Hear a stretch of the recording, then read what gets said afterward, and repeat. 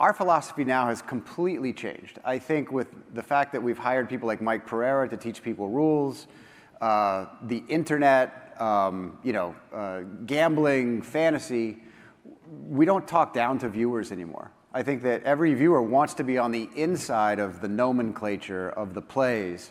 And if they don't understand it at the time, hopefully we can explain it to them, but they can always go do more research, which they didn't get to do before. Go to TikTok or Instagram and find out exactly what they're talking about. So I think that philosophy has shifted in the last 10 or 15 years, that we're probably bringing fans probably more into the game than we did before.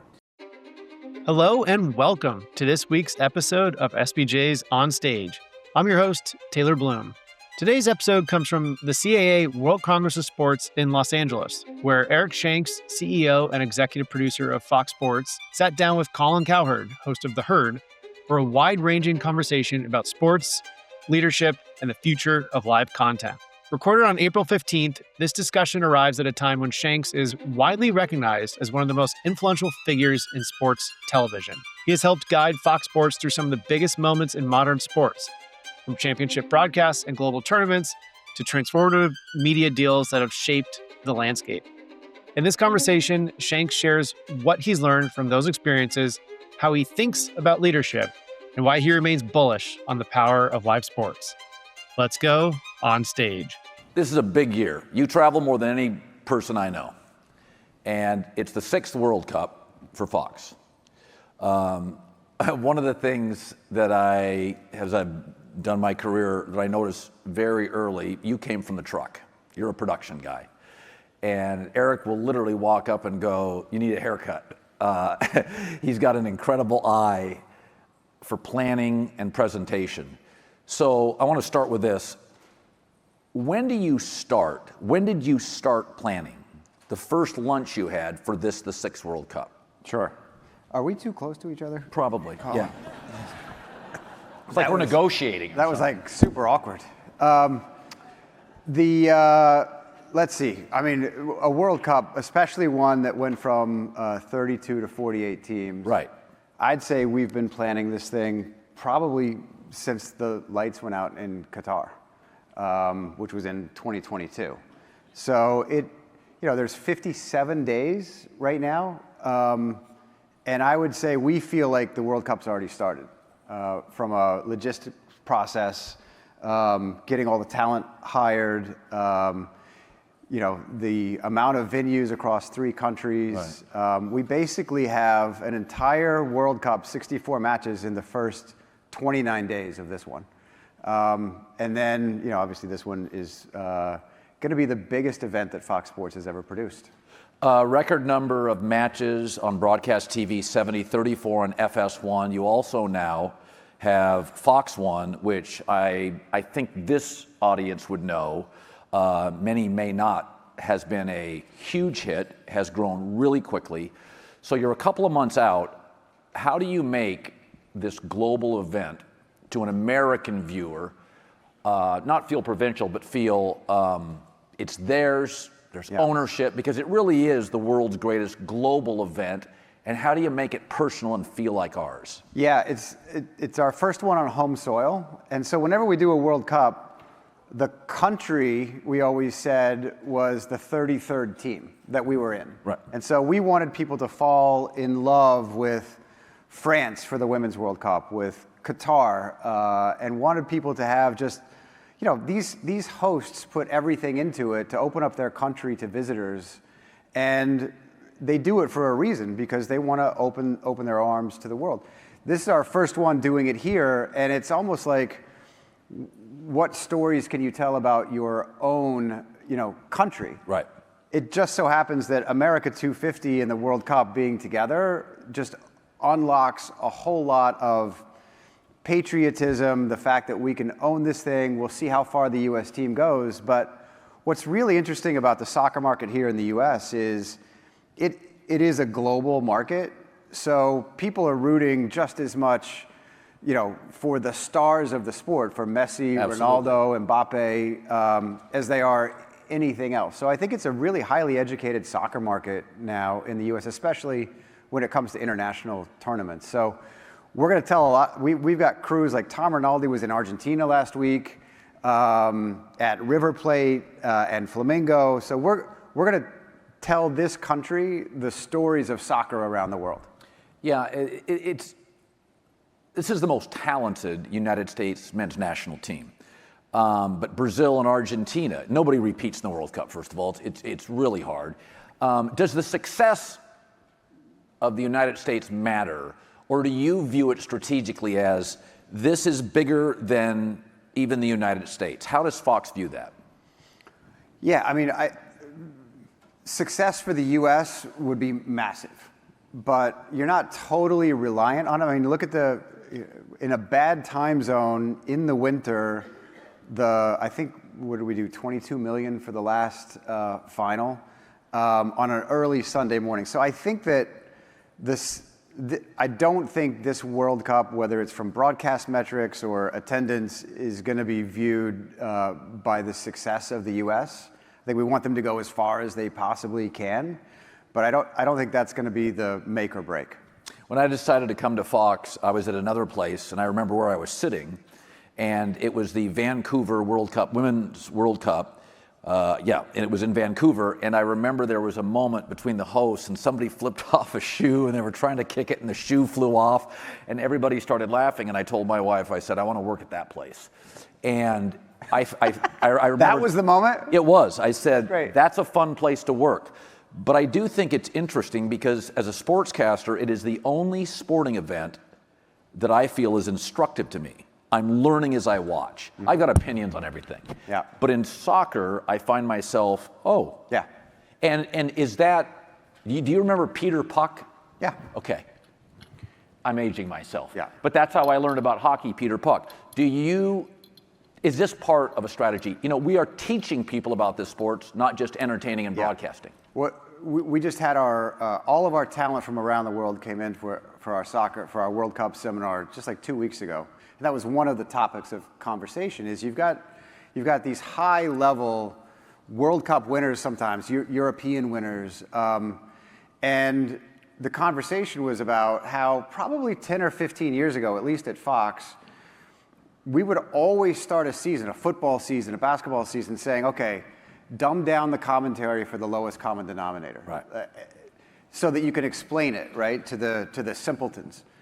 Our philosophy now has completely changed. I think with the fact that we've hired people like Mike Pereira to teach people rules, the internet, gambling, fantasy, we don't talk down to viewers anymore. I think that every viewer wants to be on the inside of the nomenclature of the plays. And if they don't understand it at the time, hopefully we can explain it to them, but they can always go do more research, which they didn't get to do before. Go to TikTok or Instagram and find out exactly what they're talking about. So I think that philosophy has shifted in the last 10 or 15 years, that we're probably bringing fans probably more into the game than we did before. So one of the more dynamic, I think he has 500 club goals, almost 700 career goals, Zlatan Ibrahimovic, is going to be an on-air component to the broadcast. Very outspoken. Yeah. You deal with outspoken people all the time. First of all, let's start with this, because he's going to make news. Great choice, but how did it start? What was the first meeting? We were introduced by Jerry Cardinale. So Zlatan works for Jerry at AC Milan now. And we just started talking, and he had never wanted to do television before. So it was a big recruiting effort. It was kind of like recruiting Tom Brady, who really didn't have any interest in doing television. And so over time, and then introducing him to the rest of our locker room at Fox, people like Tom, like Derek Jeter, like Alex, Poppy, Michael Strahan. It's a pretty good locker room that people want to be a part of. And then, putting him at ease that he can be himself. Like, we don't ever tell anybody what to say, except sometimes when I tell you I need you to say certain things. But finally, after the recruiting period, he called and said, Eric, okay, I will come work for you. And I said, great, Zlatan. So do you have an agent? Like, who do you want me to send the offer to? And he said, Zlatan is my agent. And so we dealt with Zlatan and Zlatan the agent to get it done. And then when we finally got everything done, he called and said, okay, I am in. And you can fire everyone else. So I think that's the guy that we're going to get on the air, which is going to be absolutely tremendous. I mean, he did play here for a period of time. Yes. And so there is some familiarity, but I think it's going to be super fun to introduce him and others. And he did play with Thierry Henry at Barcelona. So there's a good chemistry there already. What's the advantage? Go to your first World Cup and go to this one. What is the greatest thing you've learned that you can convey to this audience, but also will make it a better, more thorough broadcast? What did you learn first one to this one? Yeah, I think the first one obviously was a Women's World Cup where we were the heavy favorites, right? And that team was an absolute darling, of the country. But I think whether you're doing an Olympics or a World Cup, the thing is there's always going to be a Cinderella story, and you're just prepared to adopt a particular country at the time. And so whether it's, is Morocco going to make a run? Is Cote d'Ivoire going to get out of the group? Like, if Cote d'Ivoire gets out of their group, like, the whole country's going to be going nuts, right.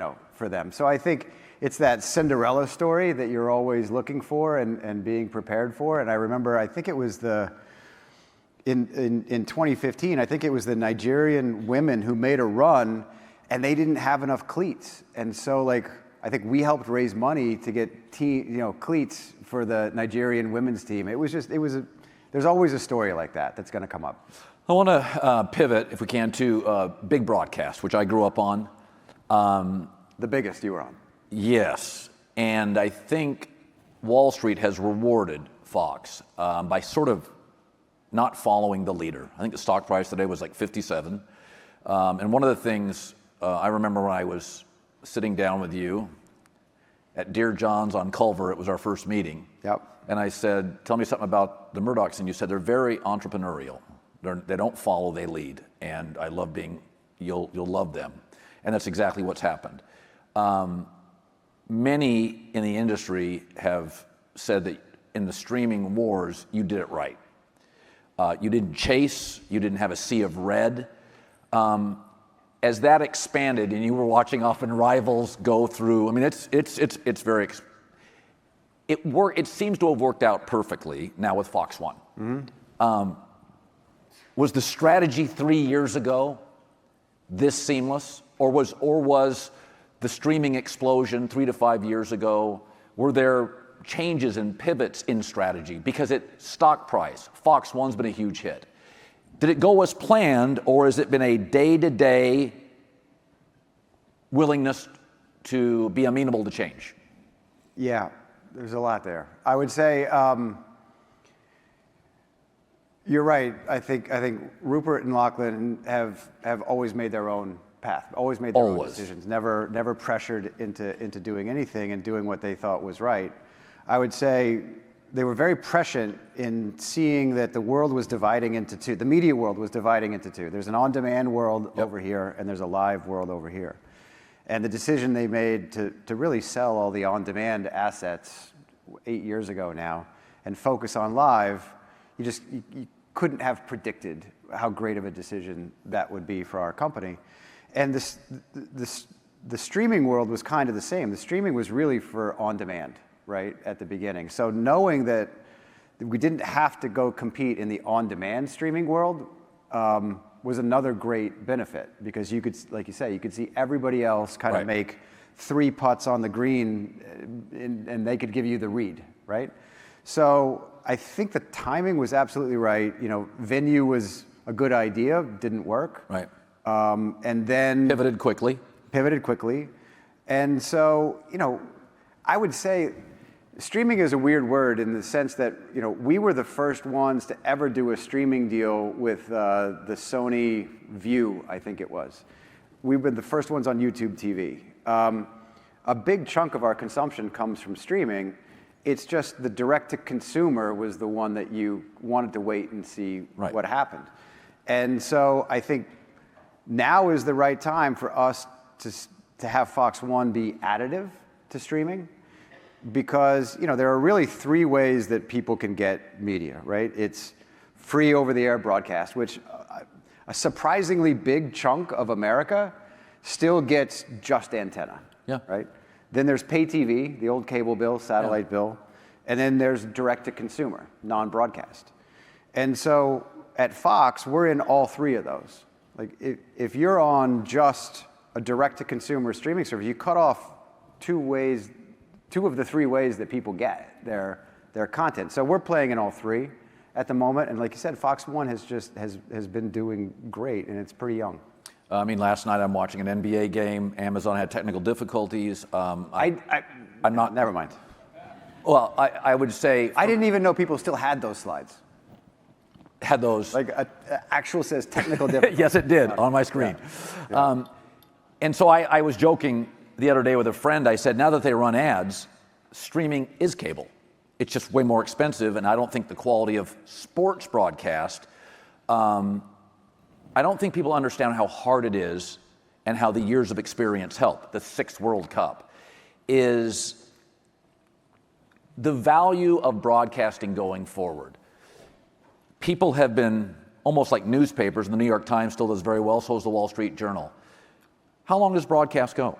How long is it viable? Because I'm telling you, I feel it's the Tiffany product. It's the better quality. Yeah, I mean, I feel like we're kind of in a golden age. Like the pitches that we get from people who want to be on broadcast television is more than has been in the last 15 years. You're talking advertisers. I think advertisers. I think leagues, new startup leagues. Yeah.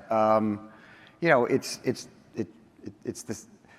Mike Mulvihill, who works for us, always says simple wins, right? And broadcast television just still seems to be the simplest way for people to get their product. And so there's a localism to broadcast television that I still don't think anyone wants to go away. If you look at sports on broadcast television helps the obligation that we have, right, to be able to inform your local community and bring a local community together, like the LA wildfires that we had here. Local television and local radio was the only way that people were finding out what was happening. They were actually great in Los Angeles. And for the most part, sports and local news go together, right? It's a package deal that a lot of other types of media don't have. I want to talk about shifting gears to the investment in IndyCar, where you have a third stake with a Penske Corporation. Shout out to Greg and Jonathan who are here. Great job. Indy 500 in May. You're also doing, I think it's called the 250 Grand Prix in DC, which is around the monuments and the Smithsonian. Yep. It's a 1.7 mile track. So I went to, by the way, Colin AI to get information on this. Congratulations on being an AI persona. It's changed my life, absolutely. Yeah. Freaks my wife out, but it's amazing. I talk to you like for a half hour every morning on the way in. So much easier. You don't get my rambling stories. The investment's been really good. So Indy, over 7 million viewers, up 41%. I asked my wife the weekend of, I said, if there's any sport at Fox that you want to watch, I could take you to, and she says, Indy. I think I called you on that. Obviously, it worked. It feels to me big. What was the decision? What was the discussion, the epiphany to go all in on that? Yeah, I would say, I think the current state of motorsports generally in the world, and especially here, is kind of going through a renaissance. I think that you're seeing local tracks, local series, all the way up to NASCAR and IndyCar having a real moment, right? I think in NASCAR, you're seeing Michael Jordan win a bunch of races. Right. It's elevating that sport. IndyCar is kind of a two-pronged thing for me. I think as producers, everybody who's a producer in here probably has a bucket list of things that they've always wanted to do, whether it was a World Cup, a Super Bowl. One of the last things on my list was the Indy 500. I mean, I grew up 45 minutes from the track, got to know Greg and Roger, and convinced them over a very long period of time that we would be a great partner. because the blueprint is there for IndyCar to be as big as it ever was. When I was growing, up in the late 70s and early 80s going to the track, IndyCar was massive. And so then it went through the split and went through things. And so now it's back in good hands. Roger and the family have owned it for 5 years, and it just has tremendous momentum. And, I think that... Is the audience younger? It feels younger to me. I would say it's a little bit younger, right? But it's an audience that has tremendous growth. I think we're up 37% last year, another 37% this year. And it has a crown jewel. It has the Indy 500. Right. It's every sport wishes for a crown jewel that can capture the nation's attention. And so there are big plans for that series, and we're just glad that they let us be a part of it. I've always thought Fox Sports is an event company. I think we do, in my opinion, the best of any network in big events, and IndyCar plays into that. Was that part of the thinking? Yeah, I think that big event, I think that probably it was, it needed somebody to pay real attention to it, to bring it back to where it was, and then have the energy to start building on that with things like the Freedom 250, which is a huge lift. Nobody's ever gotten access in Washington, D.C. to do what we're doing. Pennsylvania Avenue. I mean, you're Pennsylvania, Constitution, right in front of the Capitol, and a couple 100,000 people are probably going to show up. It's free to the public to show up to this race. And celebrating America 250 in front of the Capitol with, one of the greatest American sports, I think is going to be really special. The explosion of the Big Ten. So I do my show currently in the Big Ten network. Really good management there, really good people. You have Fox is known for equity stakes. It could be COSM, it could be IndyCar, the Big Ten. One of the things that has jumped out to me is the breadth of the Big Ten Conference. It is a coast-to-coast, multiple time zone conference, huge GDP. Are you surprised that the NIL transfer portal has not only, I think it's made college sports older and better, are you surprised at the Big Ten's dominance very quickly once it was instituted? No, I'm not surprised. I mean, Indiana was always going to win a national championship. The eighth best business school. Eighth best. Well, that's what Colin AI told me to. Oh, okay, got you. No, I learned a lot about NIL and what the fans think of the current state of college sports from you, right? Like your takes on how some people in the business, and rightly so, have a lot of consternation over the chaos on the business side. Right.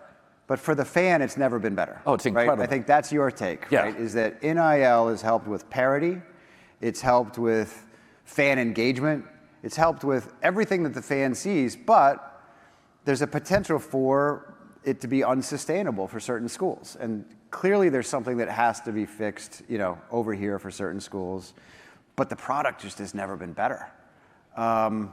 So, our view, being in partnership right now with, especially the Big Ten and the Big 12, is, you have an allegiance to those conferences as their media partner to want them to do well. And so we do everything we possibly can with the Big Ten Network, with all the levers that we can pull with the Big Ten and the Big 12 to make them as successful and put them in the best windows for their brands to succeed. So I've told good friends, because I grew up loving college football at the time, 30, 40 years ago, more than the NFL. I love them both now, but I told my friends, NIL is going to work, transfer portal is going to work. One of the concerns is the Cinderella story, which I always thought was a little bit of mythology, not a lot of 16 seeds winning, but one of the downsides potentially is not as many upsets. To me, I tell my friends, the solve on that is expanding the college football playoff to 24 teams, therefore guaranteeing four or five teams, we're going to let you in. Yeah.